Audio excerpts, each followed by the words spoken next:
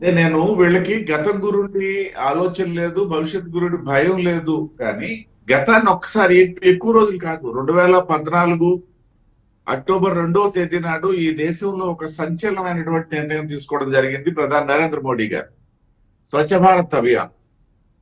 ఇవాళ ఇవాళ ఏదైతే ఈ వేస్ట్ మేనేజ్మెంట్ సంబంధించి జరుగుతున్నటువంటి డెవలప్మెంట్స్ ఇవన్నీ మనం చూస్తున్నట్టుగా నాంది వాచకం ఆ రోజు పడింది. ఆ సందర్భంగా మోడీ గారు ఫస్ట్ చేసింది కార్యకర్తలకి చేయమనేది కూడా పారిశుద్ధ్య కార్మికుల తాలూకా పాదాలు కడిగి ఆ నీళ్లు నెత్తిని చల్లుకోండి అని చెప్పారు. ఆయన చేశారు, మీకు గుర్తు చేస్తున్నా, అందరికీ గుర్తున్నదే. సో అది గనక ఆ సంఖ్య గనక వీళ్ళకి ఎప్పుడైనా కూర్చున్నా గుర్తొచ్చినా సార్,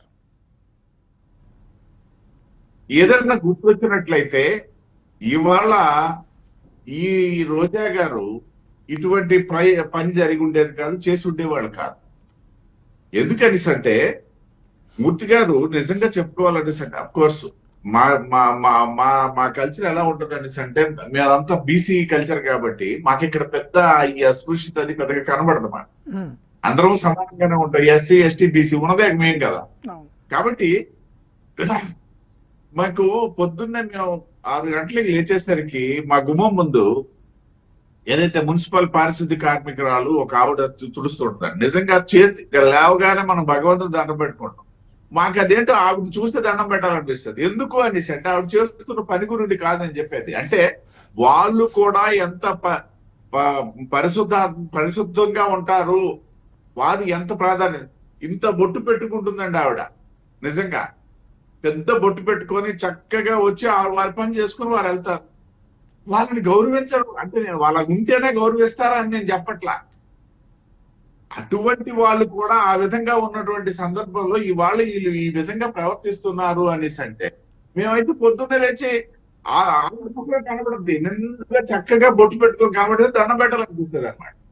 సో కల్చరు ఏ విధంగా మారిపోయింది. మనం ఇప్పుడు అవన్నీ అస్పృశ్యత ఎక్కడ ఉంది వాళ్ళ ఈ ఈ జనరేషన్ ఈ పరిస్థితులు వచ్చేటప్పటికి ఒక దళితుడిని తీసుకెళ్లి ఈ దేశానికి రాష్ట్రపతిని చేసినటువంటి సందర్భం ఇవాళ మొదటిసారి కాదు.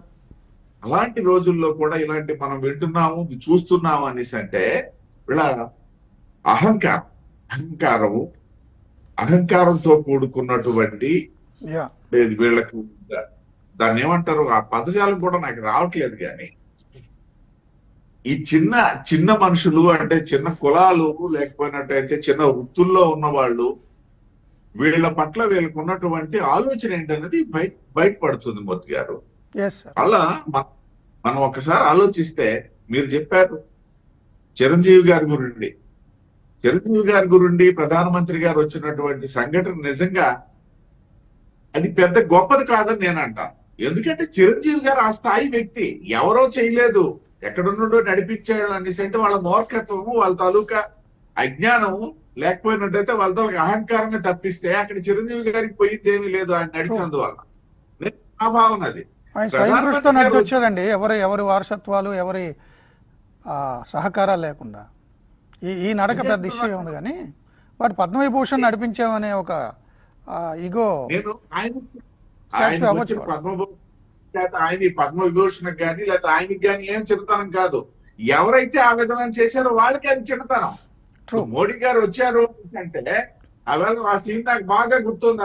మేము ఆ మీటింగ్ కూడా ఉన్నాం, ఏదైతే హనుమాన్ జంక్షన్ దగ్గర మీటింగ్ లో మోడీ గారికి పవన్ కళ్యాణ్ గారు అన్ని వెంటనే మోడీ గారు వెళ్ళిపోతుంటే పవన్ కళ్యాణ్ గారు ఏంటి చిరంజీవి గారు తీసుకురావడానికి ప్రయత్నం చేస్తున్నారు.